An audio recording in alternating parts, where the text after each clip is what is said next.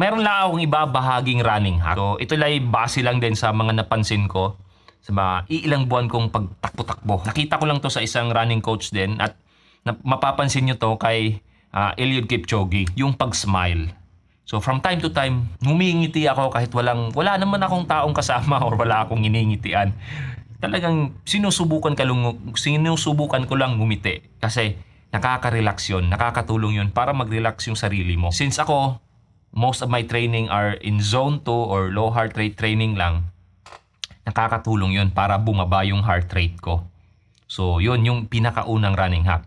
Smile. From time to time, pilitin yung ngumiti. Pangalawa, ito napansin ko lang din na paminsan-minsan sinusubukan ko kasing tumakbo ng mabilis. Kapag huling kilometer na lang, siguro last mga 50 meters sa aking takbo, strides yung ginagawa ko. Binibilisan ko yung takbo ko, although hindi naman 100%, siguro nasa mga 80 to 90% lang. Strides yun. Burst of around 8 to 9 seconds. Minsan, parang ang hirap magmabilis. So ang ginagawa ko dyan, nire-relax ko ang aking mga braso. As in, relax tapos binibilisan ko yung arm swing.